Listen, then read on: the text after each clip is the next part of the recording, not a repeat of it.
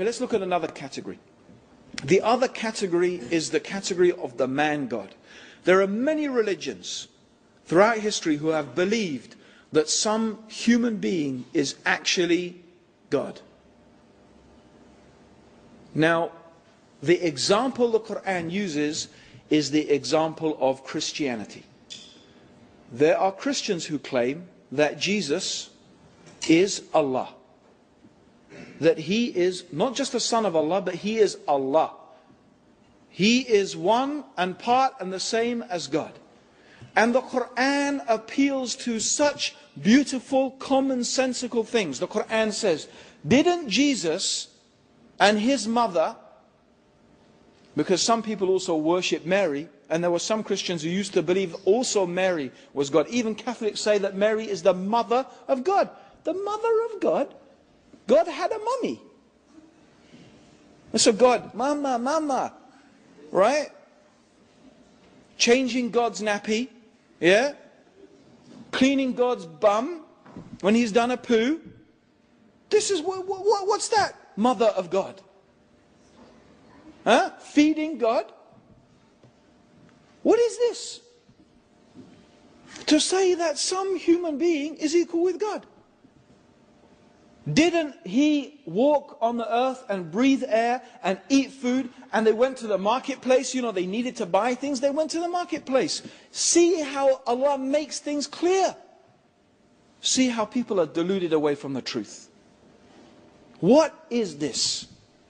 Allah asks us in the Quran, if God wanted to destroy Jesus and Mary and everything in the whole earth, who could stop him? Of course, no one. That means that Allah has power over Jesus and Mary. If God has power over them and they are under the authority of God, they can't be the same as God. They can't be. And what does that mean anyway? To say that something is man and God at the same time. It's an impossibility to say that something, by definition, God is infinite, self-sufficient, and eternal. Human beings, by definition, are temporary, mortal, and needy. How can something be eternal and temporary both at the same time? How can something be self-sufficient and needy both at the same time? How can something be eternal and finite both at the same time? It's not a paradox. A paradox means something that seems impossible, but it's not. No, it is an impossibility by definition. Now, there are things that Christians say, God can do anything. Well, I mean, this raises a whole load of questions. God can do anything. I always say, well, do you believe God can do something evil? Either they will say, no, God can't do something evil. Or they'll say, well, he can if he wanted to, but he would never do something evil. I say, why not? They say, because God is good. God only does good things. I say, exactly. It is the nature of God. The nature of God is that God is good. And a good God does not do evil things. It is also the nature of God that God is eternal. So an eternal God doesn't become temporary. It's the nature of God that he is self-sufficient, free of any wants and needs. So God does not become needy. Because that contradicts the nature of God. It's that simple. Doesn't that make sense? Isn't that just common sense? Now, you know, the whole idea that God becomes a man. Okay. You see, the problem is this. If you have a piece of string, yeah, and the piece of string is in the shape of a square, yeah, let's say the square represents the attributes of God. All right? I'm not saying that God is like a square. I'm just saying it represents. So the square, we replace infinite, eternal, self-sufficient, and we just, instead of all of those words, we just have a square. Yeah? And the circle represents the qualities of a human being. Needy, temporary, finite, mortal. You know, we're born, we die, we forget, we need to eat, we need to breathe. So these are our, and let's say all of these, we forget those words and we just use it as a circle. Now just theoretically, what we could do perhaps is we could get the piece of string and change the shape of the piece of string from a square to a circle. So perhaps you could make the square into a circle and you could make the circle into a square. But what you can't do is make the square into a circle and it's still a square at the same time. Right? Something can't be blue and red and still be blue. You can't make blue red and it's still blue.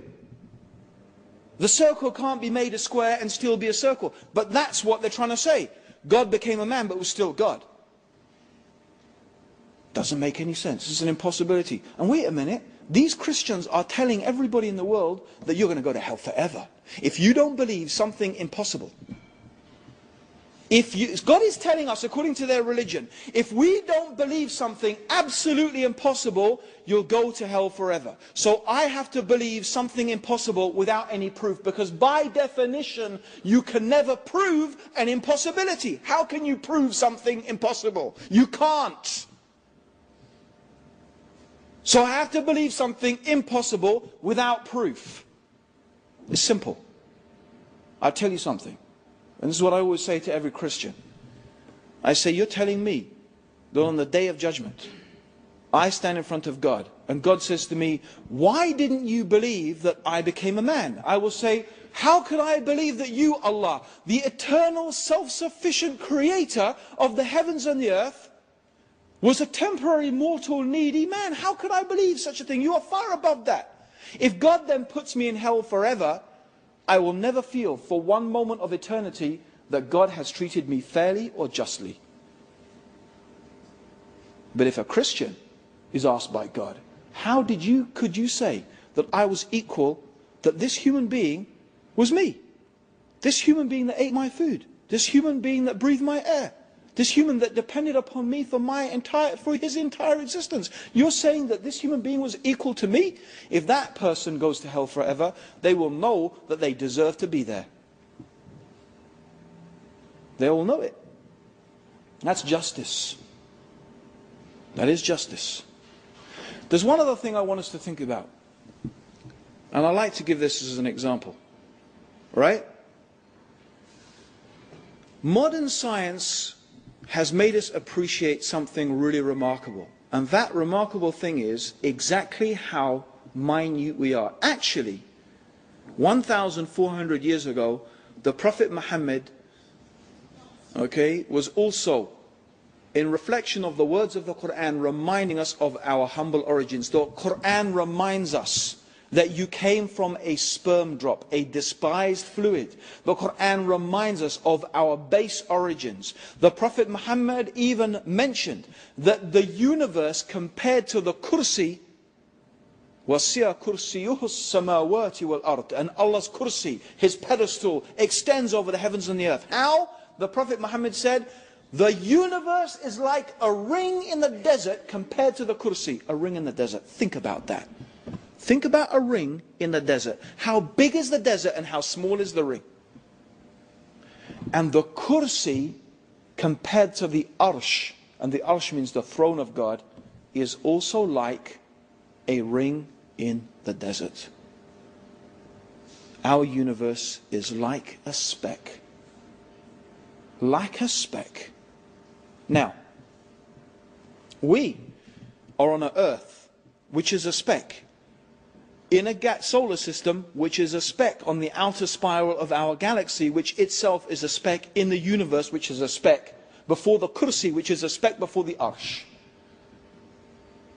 Now if I said to anyone, oi speck, even if I said it nicely, oh beloved speck, oh noble speck, oh good speck.